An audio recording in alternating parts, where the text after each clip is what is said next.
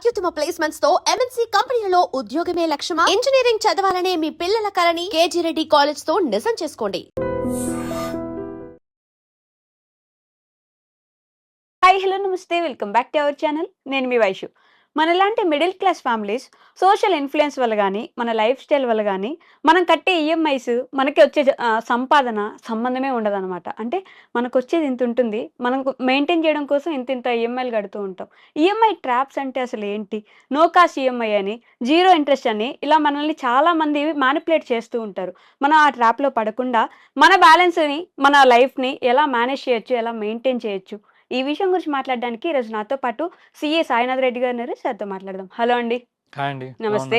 నమస్కారం. నేను చాలా బాగున్నాను. మీరెలా ఉన్నారు? బాగున్నానండి. సో ఈఎంఐ అనేది ఒక పెద్ద ట్రాప్ అనేది అందరికీ తెలిసిన, ఆల్మోస్ట్ అందరూ పడే ట్రాప్ అంటే అదే మోస్ట్లీ. సో అసలు మిడిల్ క్లాస్ ఫ్యామిలీస్ ఈఎంఐ ట్రాప్లో ఎలా పడుతున్నామంటారు? సో ఒక సింపుల్ ఎగ్జాంపుల్ చెప్పాలనుకోండి, ఇంతకుముందు ఐఫోన్ అంటే చాలా పెద్ద వాల్యుయబుల్ అసెట్. అంటే కొందరు మేము సరదాగా జోకేసుకుంటున్నాం క్లాస్లో ఉన్నప్పుడు, అంటే ఒక కిడ్నీ అమ్ముతే కానీ ఐఫోన్ రాదని చెప్పి, రైట్? కావాలంటే అలా ఉంటుండే అప్పట్లో. ఎందుకంటే అప్పు అంటే భయం ఉంటుండే అందరికి. ఒక అప్పు తీసుకుంటే అంటే ఒక మిడిల్ క్లాస్ ఫ్యామిలీ ఆలోచించండి, అంటే హై క్లాస్ వదిలేసేయండి, దే క్యాన్ అఫోర్డ్. కానీ మిడిల్ క్లాస్ లో పేరెంట్స్ వాళ్ళందరూ కూడా ఎలా ఉంటుండే, ఒక అప్పు అంటే తప్పు అన్నట్టుగా ఉంటుంది. ఎందుకంటే అన్లెస్ అవసరం లేకుంటే తప్ప చేయకండి అని. ఆ అప్పుని తీసుకెళ్ళి ఇప్పుడు ఈఎంఐగా ఫ్యాన్సీ వర్డ్ అయిపోయింది. సో ఈఎంఐ ఏంటి, ప్రతి మంత్ మీకు ఒకసారి 1 lakh కట్టడం అవసరం లేదు, మంత్లీ 5,000 కట్టేసేయండి, ఇంట్రెస్ట్ 10% 12% పడుతుంది. సో అలాగ అందరికి ఈజీ అనిపిస్తుంది. ఆ మెయిన్ ఆ చేంజ్ వల్ల పీపుల్ లైక్ ఇది ఈజీగా ఉంది మనకు వచ్చేస్తుంది. కానీ అట్ ద ఎండ్ కట్టే, ఇప్పుడు మీకు చెప్పాను చూడండి ఎగ్జాంపుల్, 1 lakh ఈ రోజు పెడితే 1 lakh, కానీ ఇప్పుడు ఈఎంఐ తీసుకోవడం వల్ల 1 lakh కాస్త 1,50,000 అవుతుంది. అవన్నీ కడుతుంది మనమే. ఈ షో ఇంత అవసరమా లేదా అని ఆలోచించే ఆ మనస్తత్వం మారిపోయింది అందరికి. అండ్ ఇది ఇంతకుముందు ఇంత ఈజీగా రాకపోతుండే లోన్స్. ఇప్పుడు మీ 1990s లో లేదంటే 2000 లో చూస్తుంటే లోన్ కి హండ్రెడ్స్ ఆఫ్ క్వశ్చన్స్ అన్ని ఉంటుంది. ఇప్పుడు యాప్స్ లో మీకు జస్ట్ ఒక క్లిక్ కొడితే కూడా ఇచ్చే వాళ్ళు ఉన్నారు రెడీగా. క్రెడిట్ లో మన సిబిల్ స్కోర్ చూసుకొని యాప్ చూసారా, పర్సనల్ లోన్స్ వద్దన్న ఫోన్ లో ఇప్పుడు మీ ఫోన్ ఓపెన్ చేస్తే రోజుకి 10 calls వచ్చుంటాయి. ఇంత ముందు అయితే ఫోన్ చేయాలన్నా మన ఫోన్లు కూడా సరిగ్గా కలవము అనుకుంటా కదా. ఇప్పుడు because of the unregulated market అనుకోవచ్చు. Even when people are not, అంటే వాళ్ళకి అవసరం ఉన్నా లేకున్నా మనం ఫోర్స్ చేసి మరి ఇప్పిస్తున్నాం. మనం చాలా మూవీస్ కూడా చూస్తున్నాం, అభిమన్యుడు మూవీ వాళ్ళని చూస్తుంటారు కదా, డెట్ ట్రాప్లు ఎలా పడతారు. మాకు వద్దన్న వందల ఫోన్లు చేసి వాళ్ళందరికీ ఆ మైండ్ లో క్రియేట్ చేస్తున్నారు. అంటే మీరు ఇప్పుడు కొనాలనుకున్నా టెన్షన్ పడకండి, మొత్తం కట్టని అవసరం లేదు, జస్ట్ 5,000 కట్టండి. ఫ్లిప్కార్ట్ కూడా ఓపెన్ చేసి చూడండి, పైన ఇప్పట్లో అమౌంట్ చూపించలేదు, డైరెక్ట్ గా 5,000 per month అని చూపిస్తున్నారు. అంటే మనం సైకలాజికల్ గా వాళ్ళు ఇట్లా మ్యానిపులేట్ చేస్తున్నారు అనమాట. అండ్ దాంట్లో మనం ఇండైరెక్ట్ గా పడిపోతున్నాం. ఏమంటారు, నో కాస్ట్ ఈఎంఐ ఓకే, అది కూడా ఓకే. అసలు జీరో ఇంట్రెస్ట్ అసలు డబ్బులు ఎందుకు ఇస్తారు మనకి ఎవరైనా? నో కాస్ట్ ఈఎంఐ ఇవి ఎలా వర్క్ అవుతాయి అసలు? సో ఫస్ట్ ఆఫ్ ఆల్ అదేంటంటే ఒక మార్కెటింగ్ స్ట్రాటజీ అనమాట. ఇప్పుడు జెప్టో ఆడారా మీరు? జెప్టోలో కూడా ఒక హిడెన్ ఫీజు ఉంటుంది. ఇంత ముందు చాలా సార్లు చూసారు, డైరెక్ట్ చూపించారు. డైరెక్ట్ ప్రాసెసింగ్ ఫీజులు యాడ్ చేస్తారు, అంటే డెలివరీ ఫీజు యాడ్ చేస్తారు, ఓన్లీ మీరు నొక్కినప్పుడే వెళ్తాయి. అలాగే మీకు చూపించడం మాత్రం ఫ్రీ అని చెప్తారు, లోపల చాలా ఉంటాయి మన కనెక్షన్స్. అలానే దీంట్లో ఏం నడుస్తుందంటే నో కాస్ట్ అని ఒకటి చూపిస్తారు పైన, కానీ కిందికి వెళ్ళారు అనుకోండి only first 3 months or 6 months no cost ఉంటుంది. నెక్స్ట్ 6 months కి మళ్ళీ ఎక్స్ట్రా పడతాయి. అండ్ ఆ జీరో కూడా ఇప్పుడు మీకు చెప్పే కదా నో కాస్ట్ ఉన్నవి, ఆ ప్రాసెస్ అయినప్పుడు మీకు ప్రాసెసింగ్ ఫీజు పడుతుంది మళ్ళీ. సో అలాగే ఇండైరెక్ట్ గా కవర్ చేసుకుంటున్నారు. సెకండ్ థింగ్, మీ డేటా అంతా అమ్ముతారు అనమాట. అంటే ఇంతకుముందు మేము పాత వర్క్ చేసిన కంపెనీస్ లో ఇది డేటా మన యూజర్ నుంచి కలెక్ట్ చేసి డేటా మానిటైజేషన్ అంటారు బయట. అవన్నీ కూడా కలెక్ట్ చేసి డైరెక్ట్ గా అమ్మరు. కానీ ఎలా అంటే ఇప్పుడు ఈ ఏరియాలో ఇంతమంది గ్రూప్స్ లో ఈ వాచెస్ ఎక్కువ సెల్ అవుతాయని ఒక డేటా వాచ్ కంపెనీకి ఇచ్చేస్తారు. సో అలాగా ఫ్రీ ఎందుకు ఇస్తారంటే మీరు చూసుంటారు, ఇంతకుముందు మా యాప్ వాడండి అని అందరూ. ఎందుకు పేమెంట్స్ కి మన యాప్ వాడమని చెప్తారు? ఎందుకంటే మీ ప్యాటర్న్, మీరు ఏవి కొంటారు ఏవి కొనరు, అంటే మీ బిహేవియర్ ఏంటి, ట్రావెలరా లేదంటే ఇలాగ వాచెస్ కొంటూ ఉంటారా లేదంటే పర్ఫ్యూమ్స్ కొంటూ ఉంటారా, అవన్నీ ఎస్టిమేట్ చేసుకొని మీ ప్రొఫైల్ని ఒకరికి ఇచ్చి ఈ ఏరియాలో వీళ్ళు ఉన్నారంట, డైరెక్ట్ పేరు ఇస్తే మళ్ళీ ప్రైవసీ ఇష్యూ వస్తుంది కదా. అండ్ యాక్చువల్లీ యూరోప్ అలా దాంట్లో జీడీపీఆర్ రెగ్యులేషన్స్ ఉంటాయి, అక్కడ ఇలా కూడా చేయకూడదు. కానీ మన దాంట్లో కొంచెం లిబరల్గా ఉండడం వల్ల ఇలాంటివి అమ్ముకొని ఇవన్నీ చాలా జరుగుతాయి అనమాట. సో మీకు అన్నట్టు ఇందాక ఎందుకు ఇవి ఇస్తున్నారంటే, మనం ఒక ప్రావర్బ్ ఉంటుంది ఇంగ్లీష్లో, when the product is free you are the product అని చెప్పి. సో ఇండైరెక్ట్ అంతే, మన ప్యాటర్న్ ఇప్పుడు చాట్ జీపీటీలో ఎంతమంది ఎన్నైనా అప్లోడ్ చేస్తారు. ఫ్రీ కదా అలాగా. But that's how it works అనమాట. మనం ఫ్రీ అనుకున్నంత ఫ్రీ కాదు. బ్యాక్ ఎండ్‌లో చాలా కాస్ట్ ఉంటుంది మనకి. ఓకే. బట్ మన డేటాని మొత్తం తీసేసుకుంటున్నారు గదా! ప్రైవసీ మొత్తం పోతున్నట్టేగా. అంతే కానీ ప్రైవసీ లేకుండా చెప్పాగా. మీరంటే ఇప్పుడు మీ పేరు వైష్ణవి. హ్మ్. వైష్ణవి కాకుండా ఏబీసీడీ అని పెడతారనమాట. ఓకే. బట్ ఆ ఏరియా మీకు చెప్పా చూడండి. అంటే ఇంతకుముందు మేము వర్క్ చేసామన్నట్టు. మీకు స్పెసిఫిక్ ఇవ్వకుండా ఈ ఏరియాలో ఇలా ఇలా అన్నప్పుడు వి ఆర్ జస్ట్ కన్సోలిడేట్ చేసి ఇస్తాం తప్ప నాట్ వెరీ స్పెసిఫిక్ అన్నట్టుగా అలా కవరింగ్ ఇచ్చుకుంటాం. ఎలా తెలుస్తుంది వాళ్ళకి? అంటే మనం ఏం వాడుతున్నాం? ఇప్పుడు మీ ఫోన్‌లో లొకేషన్ ఎప్పుడూ ఆన్‌లోనే ఉంటది చూడండి మోస్ట్‌లీ. ఆఫ్ ఉన్నా కూడా మీరు ఎక్కడెళ్లారు, ఏమెళ్లారు అన్నీ తెలుస్తాయి. ఓకే. సో అవన్నీ ఎప్పుడు ఆన్‌లకే యాప్స్‌లో కూడా మనం సెక్యూరిటీ అవన్నీ పెట్టుకొని ఉండాలి. We are trapped. We are trapped. But ఆ సేఫ్టీ ఇప్పట్లో నాకు అనిపిస్తది యాక్చువల్‌గా నోకియా 1100 ఫోన్ చాలా బెటర్ అని చెప్పి. ఇప్పుడు ఐఫోన్ వచ్చేసినా గూడా ఇంకా ఐఫోన్‌లో బట్ అట్‌లీస్ట్ కొంచెం సెక్యూరిటీ బెటర్ వేరే దానిల కన్నా. Okay. But the apps you use అవన్నీ డేటా కలెక్ట్ చేస్తూ ఉంటాయి. ఎప్పుడైనా మీరు సెట్టింగ్స్‌కెళ్ళి మీ యాప్స్‌లో ఏ పర్మిషన్స్ ఇచ్చారో చూడండి. హ్మ్. కాలిక్యులేటర్‌కి కూడా కొన్ని కెమెరా పర్మిషన్స్ తీసుకుంటారు ఇప్పట్లో. ఓకే. లేదంటే ఇంకా అడ్వాన్స్ పర్మిషన్స్ తీసుకుంటున్నారు ఆటోమేటిక్ చేయడానికి. కానీ దాంట్లో కెమెరా తీసినప్పుడు మీ లొకేషన్ ఏంటి, అక్కడేంటి అవన్నీ వస్తాయి కదా టోటల్. అవన్నీ కూడా క్యాప్చర్ చేసుకోగలుగుతున్నాయి యాప్స్. అండ్ కొన్నిటికి కాలిక్యులేటర్‌కి మీకు మెసేజెస్‌కి ఏమైనా సంబంధం ఉందనుకుంటున్నారా? స్టిల్ మెసేజెస్‌కి యాక్సెస్ అడుగుతుంది. ఎందుకు? మెయిన్ మెసేజెస్ ఇప్పట్లో అంతా. మీ ఓటీపీస్ గానీ, మీ ట్రాన్సాక్షన్స్ కానీ అసలు ఏం చేస్తున్నారు, ఎక్కడ కొంటున్నారు, ఎంత కొంటున్నారు, ఇవన్నిటిని బట్టి మన బ్యాక్ ఎండ్‌లో డేటా అంతా ఇవి లోన్ కంపెనీస్‌కి వెళ్తాయి. ఓహ్! మీరెప్పుడైనా అబ్జర్వ్ చేశారా? ఇవి కొన్ని షాప్స్ ముందు ఫ్రీ కూపన్స్, గిఫ్ట్స్ అని ఇస్తారు. ఆ! ఎక్కడైనా రాసారా మీ నంబర్స్? రాసిన వెంటనే 2 డేస్‌లో మీకు కంటిన్యూయస్ స్పామ్ కాల్స్ వస్తాయి. వస్తాయి.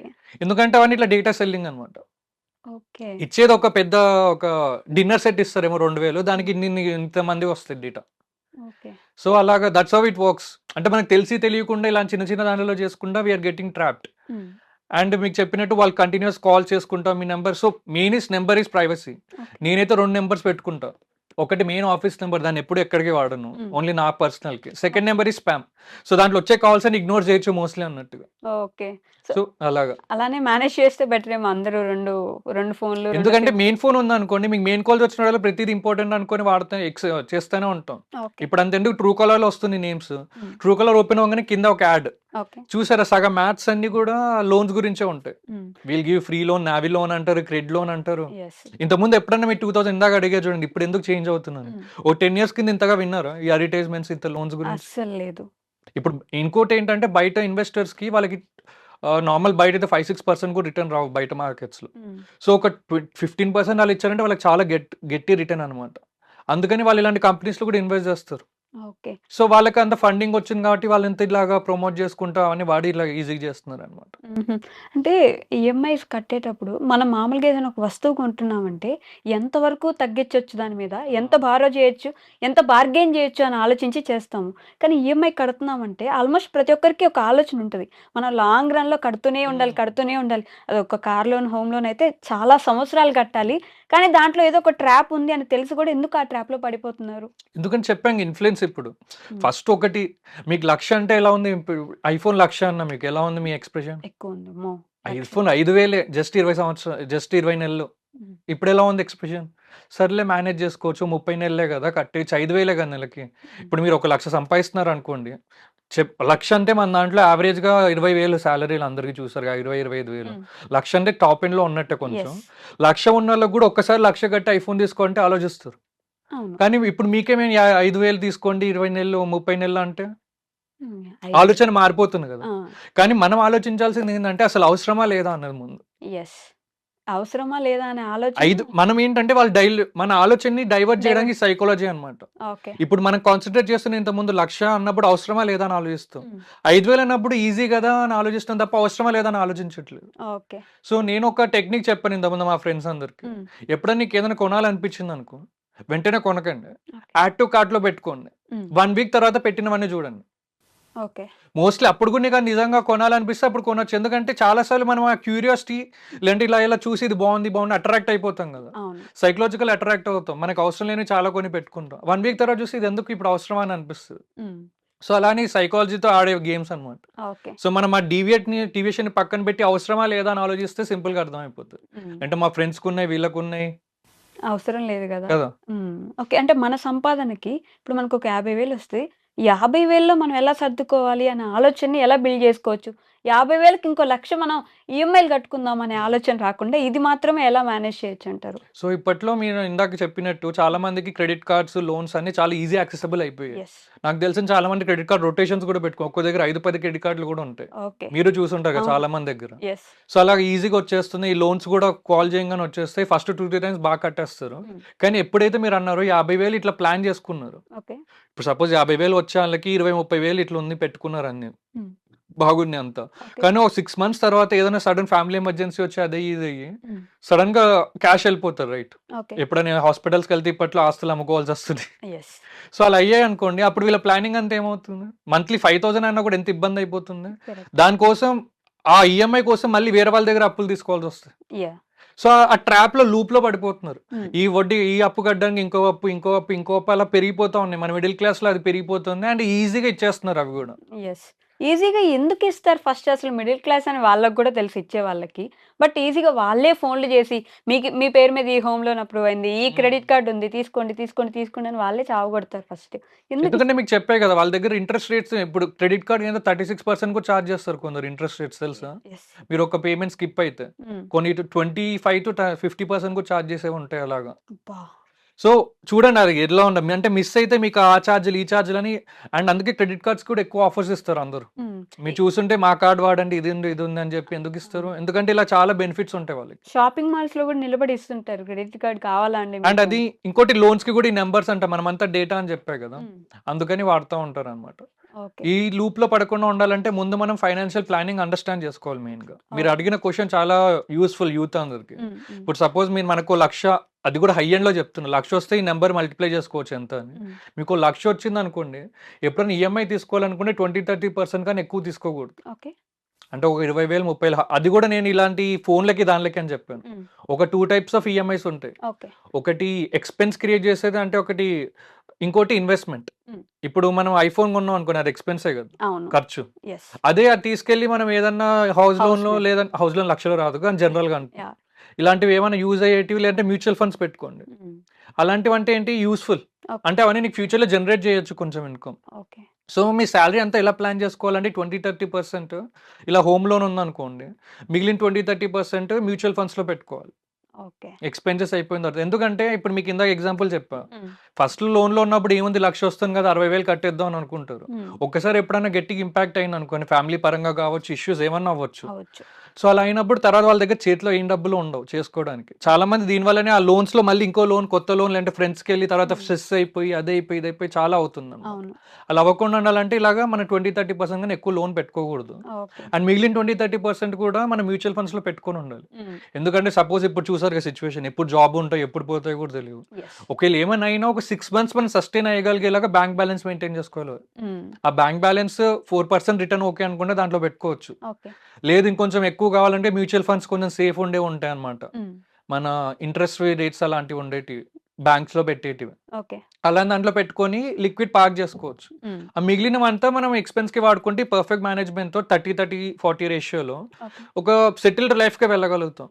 అలా కాదు మా ఇంటి పక్కన వాళ్ళు కార్ కొన్నారు నేను యాహ్! కార్ తీసుకోవాలి నాకు బండి కావాలి హ్మ్. అంటే కొనొచ్చు when you have cash. Exactly. Social influence వల్ల అప్పులు చేసే వాళ్ళు ఇంకా అంతే. ఎక్కువైపోయారు. కానీ అదేంటో ఇప్పుడు 2-3 స్టేటస్లు పెట్టారు అందరు పార్టీ అన్నారు పార్టీకి ఇంకో బొక్క అనుకోండి యెస్. అడిషనల్ ఇచ్చారు గొప్పగా అయిపోయింది. ఎన్ని డేస్ ఉంటుంది మ్యాక్స్ 1 వీక్ అంతేగా. లేదంటే ఇంకో 10 డేస్ తర్వాత వాళ్ళకి ఇంకో కొత్త టాపిక్ దొరుకుతారు మాట్లాడుకోవడానికి. హ్మ్. ఆ తర్వాత ఆ బర్డెన్ అంటే 20 ఇయర్స్ అనుకోండి ఇల్లు కాదు అంటే కార్ కూడా ఇప్పట్లో చాలా మంది తీసుకుంటున్నారు. అవును. ఆ 15 ఇయర్స్ బర్డెన్ ఎవరి మీద ఉంటుంది? ఒకవేళ కొంచెం అటు ఇటు అయినా మనకే కదా. ఆ! నేను ఒక ఎగ్జాంపుల్ చెప్తాను. నేను ఒక బ్యాంక్ లో వర్క్ చేస్తాను ఇంత ముందు. ఓకే. దాంట్లో ఒక సేల్స్ ఎంప్లాయీ అతని శాలరీ అరౌండ్ 60,000 ఉందనుకుంటా. హ్మ్. సో హౌస్ లోన్ లేదు కానీ కార్ లోన్ తీసుకున్నాడు. ఓకే. ఎంతకి 30,000 పర్ మంత్. అప్పట్లో ఇది 4 ఇయర్స్ బ్యాక్ సియాజ్ అనమాట. అప్పుడు హ్మ్. హ్మ్. 15 lakhs పెట్టి సియాజ్ కొనుక్కున్నాడు. ఓకే. సో ఎందుకంటే ఇది కొంచెం బాగుంటుంది సొసైటీలో చూపించుకోవడానికి. హ్మ్. సొసైటీ చూపించుకుంటా ఓకే బట్ ఆ డిప్రిషియేటింగ్ అసెట్ కదా. Yes. Car is at the end ఈ రోజు నువ్వు కొన్న 15 lakhs రేపు పొద్దున అమ్మినా కూడా తక్కువే దానికన్నా అవుతుంది. తక్కువకి అమ్ముతుంది. అవును. సో అంత అవసరం ఏముంది? ఇప్పుడు ఇక్కడ ఇంకో ఆలోచన చేయొచ్చు. హ్మ్. నిజంగా నీకు ఎప్పుడైనా బయటికి వెళ్ళాలి అవసరం ఉంది అనుకోండి ఇందాక చెప్పాను చూడండి అవసరమా లేదంటే షో ఆఫ్ అని. యాహ్! అవసరం అనుకోండి ఆ 15 లక్షలు బ్యాంకుల్లో పెట్టినా లేదంటే ఇట్లా షేర్స్ ఇలాగా ఆలోచించి పెట్టామనుకోండి, దాంట్లో వచ్చే రిటర్న్ తో కార్లు ఎన్ని కావాలన్నా రెంట్కి తీసుకొని కూడా వెళ్ళొచ్చు. మనం క్యాబ్స్ తీసుకోవచ్చు, ఇవన్నీ చాలా తక్కువనే అవుతుంది. 2% తీసుకున్న 30,000 పర్ మంత్. అది అసెట్ అయితే ఓకే గానీ షో ఆఫ్ అయితేనే కష్టం. అసెటా ఎక్స్పెన్స్ అని ఆలోచించగలిగితే మనం ఇవన్నీ ఈ ట్రాప్స్ లో పడకుండా ఉండగలుగుతాం. క్రెడిట్ కార్డ్ రొటేషన్ చేస్తుంటారు కొంతమంది. మంత్ అయిపోయిందో మంత్ ఎండ్‌లో రొటేషన్ చేయాలి, మళ్ళీ ఖర్చు పెట్టాలి, మళ్ళీ రొటేషన్ చేయాలి. అంటే మనకది ఖర్చు అవుతుంది అని తెలిసి కూడా క్రెడిట్ కార్డ్ బిల్లు కట్టేసి ఆగిపోయే వాళ్ళు ఎవరు ఉండరు. అంతే. అది ఒక్కటి స్కిప్ అయినా పేమెంట్ మళ్ళీ చాలా గట్టి చార్జెస్ పడతాయి. అది పడుతుందని తెలిసి కూడా క్రెడిట్ కార్డ్ రొటేషన్ చేయడానికి పడే తిప్పలు ఉంటాయి. ఫోన్లు చేస్తారు, అరే 30th వచ్చేసింది, కావాలి కావాలి అవును. మా కావాలి ఫ్రెండ్స్ కూడా మీకు చేస్తుంటారు కదా కొందరు, అర్జెంట్ ఇప్పుడు మళ్ళీ 2-3 రోజులు ఇచ్చేస్తా అని చెప్తారు. ఇచ్చేస్తానని అలాగా చెప్పేసి ఆ రొటేషన్స్ ఆపేసి లేదు క్రెడిట్ కార్డ్ తో అసలు మనకు పని అవసరం లేదు, ఏముంది అది కాదు. అదే క్రెడిట్ కార్డ్ తో పనే లేదు అనుకోవడానికి ఆ ఆలోచన ఎందుకు రావట్లేదు? మీకు చెప్పాను ఇందాక, ఇప్పుడు అంతా ఈజీ అయిపోయి చుట్టూ ఉన్న ఇన్ఫ్లుయెన్స్ వల్ల. కానీ ఒక మైండ్ సెట్ మనం డెవలప్ చేసుకోగలిగాం అనుకోండి, ఇది అవసరమా కాదా, లేదంటే నాకు అప్ అంటే నచ్చదు అని ఒక మెంటాలిటీ పెట్టుకుంటే బెటర్. ఓకే. అంటే అన్లెస్ అవసరం అయితే తప్ప. ఇప్పుడు బిజినెస్ చేసాం అనుకోండి, అప్పు కూడా అవసరమే. దాని డెట్ అంటారు మనం, ఎందుకంటే ట్యాక్స్ ప్రకారంగా కూడా మీకు డిడక్షన్స్ వస్తాయి. అవును. సో అలా బిజినెస్ ప్రకారంగా చూస్తే వేరే. కానీ ఇలాగా ఇందాక చెప్పాను చూడండి, షో ఆఫ్ కి లేదంటే ఇలా దానికి ఈఎంఐలు తీసుకొని మన లైఫే ఖరాబ్ అవుతుంది తప్ప వాళ్ళు ఎవరు ఉండరు. కొన్ని రోజుల తర్వాత మన ఫ్రెండ్స్ రిలేటివ్స్ అందరూ వాళ్ళెవరో వచ్చి మన ఈఎంఐ కట్టారు కదా. కరెక్ట్. అంతే సింపుల్. ఇప్పుడు at a time car loan ఉంది, హౌస్ లోన్ ఉంది, బైక్ లోన్, ఇంకేదో ఒక 10 లోన్స్ ఉంటే ఎలా మేనేజ్ చేయాలంటారు? సో అన్ని లోన్స్ ఉన్నప్పుడు ఇప్పుడు బ్యాంక్ లోన్ ఇవన్నీ తీసుకున్నారు కదా, ఇంట్రెస్ట్లు అన్ని పెరుగుకుంటూ వెళ్తాయి. ఓకే. సో మీరు అక్యుములేట్ అయ్యే కొద్దీ ఇంట్రెస్ట్ కడతా ఉంటారు తప్ప ఎన్ని రోజులైనా మీకు అది తగ్గడం. ప్రిన్సిపల్ తగ్గకపోవడం వల్ల ఏమవుతుంది, ఫ్యూచర్లో మీకు బర్డెన్ పెరిగిపోతే వెళ్తారు. ఇప్పుడు సపోజ్ ఆర్బీఐ ఈ రోజు వచ్చి రేట్ పెంచింది అనుకోండి, ఓకే. మీ ఇంట్రెస్ట్ రేట్లు పెరిగిపోతే తర్వాత ఈ టెన్యూర్ పెంచేస్తున్నారు, అది కూడా మాట్లాడదాం మళ్ళీ. ఓకే. సో దానికన్నా బెటర్ ఏం చేయొచ్చు అంటే మనము, సో ఇప్పుడు దీంట్లో ఏం చేయొచ్చు అంటే మీకు ఎప్పుడైనా ఇంట్రెస్ట్ పేమెంట్స్ తక్కువ అవ్వాలనుకుంటే, ఓకే. ఇందాక మీకు చెప్పిన 20-30% ఉంటుంది కదా, ఫ్యూచర్లో శాలరీ హైక్స్ అలా అయినప్పుడు బోనస్ అమౌంట్స్ వస్తూ ఉంటాయి. అవును. పార్టీస్కి వెళ్ళొచ్చు, వెకేషన్స్ చేయొచ్చు, అవి కూడా చేసుకుంటూ ఇంకో సింపుల్ లాజిక్ చేయొచ్చు. ఓకే. మన లోన్లో సమ్ ప్రిన్సిపల్ పేమెంట్ని రీపే చేయొచ్చు. సో బ్యాంక్లో పార్ట్ రీపేమెంట్ అనే ఆప్షన్స్ ఉంటాయి చాలా లోన్స్కి. అవి కట్టడం వల్ల ఏమవుతుందంటే మీకు ఫ్యూచర్లో ఎందుకంటే ఇప్పుడు చెప్పాక ఇంట్రెస్ట్ పడతాయి ఫస్ట్లో అంతా, అప్పుడు తగ్గిపోతాయి చాలా. ఓకే. సో మీరు ఒకవేళ కావాలంటే మీ బ్యాంక్స్లో కానీ లేదంటే ఆన్లైన్ ఇంట్రెస్ట్ క్యాలిక్యులేటర్స్ అని ఉంటాయి చాలా, అక్కడ చెక్ చేసినా మీకు తెలుస్తుంది. సో ఈ సింపుల్ టెక్నిక్ వాడి కూడా చాలా మటుకు మన ఇంట్రెస్ట్ ఫ్యూచర్లో తగ్గించుకోవచ్చు అనమాట. ఓకే. సో మీరంటే గుర్తొచ్చింది, ఇప్పుడు ఈ పార్టీస్ కోసం వీటి కోసం మనం ఖర్చు పెట్టేసి ఫ్యూచర్లో దానికోసం మళ్ళీ ఆ డబ్బులు తెప్పించుకోవడానికో మనం కట్టడానికో కష్టపడుతూ ఉంటారు కదా. So what can you suggest finally to them? అంటే ఈఎంఐ అసలు పూర్తిగా ఈఎంఐ ట్రాప్లో పడకుండా బ్యాలెన్స్ అంటే లైఫ్ని బ్యాలెన్స్ చేసుకోవడానికి మీరు ఇచ్చే ఒక సజెషన్ ఏంటి? నేను ఇచ్చేది అయితే 30-40 అన్నది ఇందాక అలాగే. ఓకే. సో 30% ఈఎంఐ తీసుకోండి, ఎందుకంటే అది ఎప్పుడు ఎఫెక్ట్ అవ్వదు మోస్ట్లీ. అండ్ ఎవ్రీథింగ్ ఇప్పుడు 60 లక్షలు పెట్టి ఒక 1 lakh శాలరీ వచ్చే వాళ్ళు కూడా కొనాలంటే కొనలేరు ఇప్పట్లో కదా. సో 30% ఈఎంఐ తీసుకోవచ్చు, ఇంకో 30% సేఫ్గా, అంటే either it can be bank mutual funds, ఎందుకంటే ఎప్పుడన్నా మనకి ఏమైనా ఎమర్జెన్సీ అయినా ఉండడానికి రెడీగా ఉండాలి. ఓకే. కొందరు ఏంటి తీసుకెళ్లి ల్యాండ్స్లో పెట్టేస్తారు, ఓకే, కానీ ల్యాండ్స్లో పెడితే వెంటనే రావు కదా. అవును. ఎప్పుడైనా మనకి ఎమర్జెన్సీ ఉన్నప్పుడు, అందుకే మ్యూచువల్ ఫండ్స్లో కూడా కొంచెం పార్క్ చేసుకోగలగాలి ఇలాగా, ఎందుకంటే అవి ఇమీడియట్ ఒక 1-3 daysలో కూడా విత్డ్రా చేసుకోగలుగుతాం మనం. కానీ మ్యూచువల్ ఫండ్స్ నమ్మడానికే కష్టం కదా, అది ఎప్పుడు అంటే పడిపోతుంది అన్ని అలాగే ఏం లేవు. ఇప్పుడు షేర్ మార్కెట్ కూడా అంతే కదా. అలా ఎస్. మ్యూచువల్ ఫండ్స్ అని అట్లీస్ట్ మన బదులు వేరే వాళ్ళు మేనేజ్ చేస్తున్నారు. దాంట్లో మనం ప్రాపర్ అనాలిసిస్ చేసి ఏ ఫండ్స్లో ఎంత లోడ్స్ ఉన్నాయి అవన్నీ చెక్ చేసుకొని వెళ్ళాలన్నమాట. అంటే ఏ షేర్లు ఇన్వెస్ట్ చేస్తున్నా కొంచెం ఆలోచిస్తే బాగానే తెలుస్తుంది. అంటే ఇప్పుడు షేర్లు ఇన్వెస్ట్మెంట్ కూడా అంతే రిస్కీ కదా. అవును. So it's not like promoting, but మనం ఆలోచిస్తే మనకి లేదంటే రిస్క్ వద్దన్నారు అనుకోండి, బ్యాంక్ ఎఫ్డీలో పెట్టుకోండి, ఫిక్స్డ్ డిపాజిట్ 6% అట్లాగా. అవి కూడా బ్రేక్ చేస్తే కొంచెం మీద పడుతుంది, కానీ మీకు మోస్ట్లీ వచ్చేస్తాయి కదా అమౌంట్ అంతా. Okay. So it depends on ఎంత రిస్క్ తీసుకోవాలనుకుంటున్నాం. కానీ ఈఎంఐ కన్నా ఇలాంటి కాంపోనెంట్స్ పెంచుకుంటూ వెళ్తే ఫ్యూచర్లో బెటర్ ఉంటుంది. ఓకే, డన్ అండి, thank you. And for more videos, Please subscribe to iDream. Please subscribe to iDream. Please subscribe iDream. And please subscribe to iDream. For more videos, subscribe to iDream. please like, share and subscribe to the channel. Congratulations, iDream. subscribe to iDream. Subscribe to iDream. So subscribe to iDream Media. iDream ki iDream team అందరికి huge congratulations. Please subscribe iDream Media. Please subscribe to iDream.